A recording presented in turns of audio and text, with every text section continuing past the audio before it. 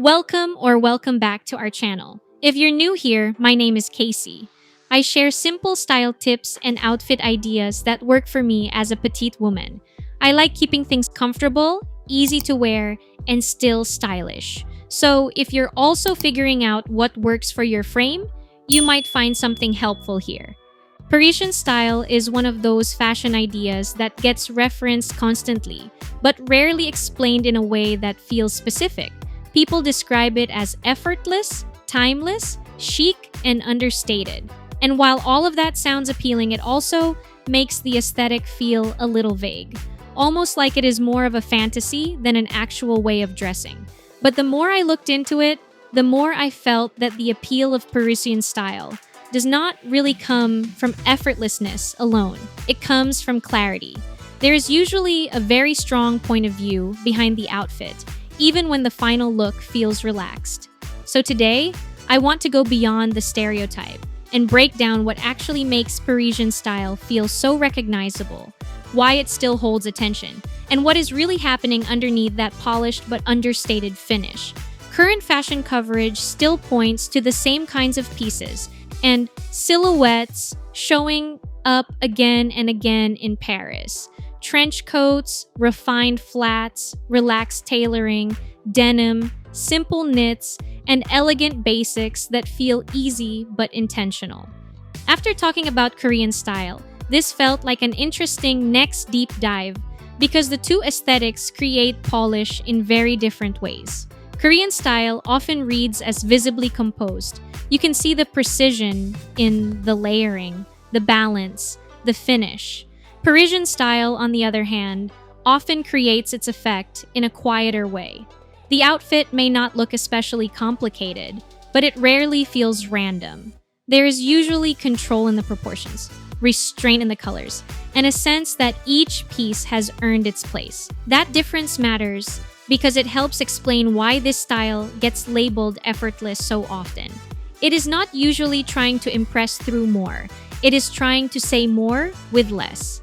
One of the clearest things I noticed is that this style works because it has a very consistent visual language. Certain pieces just keep returning. The trench coat, the straight jeans, the simple cardigan, the button-down shirt, the black trousers, the ballet flats, and so on. Even when trend pieces come in, they usually enter through that same filter.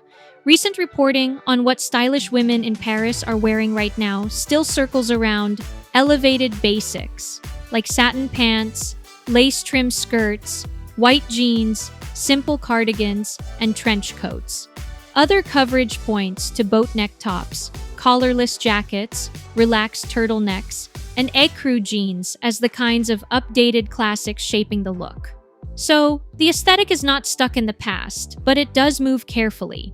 It tends to absorb newer pieces without losing its overall discipline. That is why I do not think Parisian style is really about basics alone. Basics can still look forgettable. A neutral outfit can still feel flat.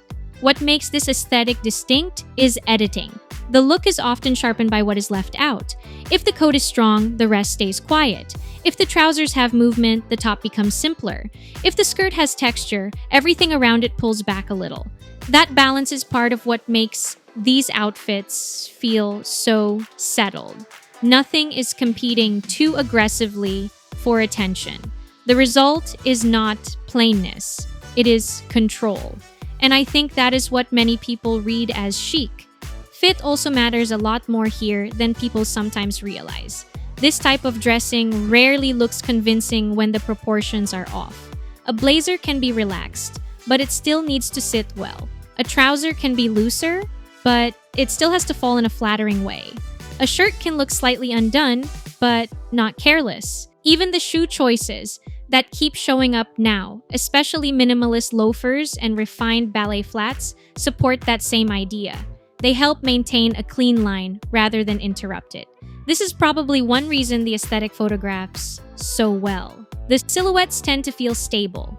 They are simple enough to look natural, but polished enough to hold shape. Another thing that keeps this style interesting is the tension between masculine and feminine elements. A blazer with denim, a trench over a soft knit, a lace-trimmed skirt with a plain cardigan, satin pants with a crisp jacket, or even just a very simple top. The look rarely depends on being overly delicate or overly severe. It sits somewhere in between. That balance gives it a certain maturity. It can feel soft without becoming precious, and polished without becoming stiff. Even recent Paris-inspired outfit coverage still leans into this exact mix, where romantic pieces are grounded by simpler, sharper basics. I also think part of the reason this style still resonates is because it feels rooted in repetition rather than performance. It suggests a wardrobe where pieces are worn again and again, not just photographed once and forgotten. One good trench coat, a pair of dependable trousers, a cardigan that works with nearly everything, flats or loafers that make sense for everyday life. This is where the aesthetic feels especially relevant now, because current fashion still keeps returning to elevated essentials instead of treating every season like a total reset. Even Vogue's recent look at enduring 90s staples highlights pieces like slip dresses, cigarette jeans, pencil skirts, fitted camis, and simple mules, all of which align easily with the broader mood of elegance without excess. And maybe that is why the word effortless has lasted so long around this style, even if it is not fully accurate. What looks effortless is often just familiarity, knowing which neckline suits you, knowing how much volume feels right on your frame, knowing which jacket you can throw over almost anything, knowing that an outfit can be complete before it becomes busy. That kind of ease usually comes from repetition, not accident. It comes from understanding your own wardrobe well enough that the choices begin to feel natural. In that sense, this style is probably less about not trying and more about no longer having to overthink. I think the style also gets flattened too often into cliché. The striped top, the red lip, the idea of looking like you just wandered out for coffee in the perfect coat. But what makes the aesthetic useful is not the stereotype. It is the method behind it. The repetition, the restraint, the preference for shape over noise, the confidence to let one detail carry the outfit instead of needing five. Those are the parts that actually translate, even if your personal style looks nothing like the usual image people associate with Paris.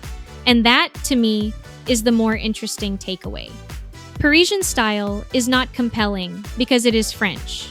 It is compelling because it is coherent. This style is not only about fantasy, it is about function made elegant. Personally, in my observation, this style is always about making fewer, better choices. Wearing pieces that hold their shape in your wardrobe and in your life. Repeating what works, editing what does not, and trusting that style does not have to be loud to leave an impression. That, to me, is what makes this aesthetic last.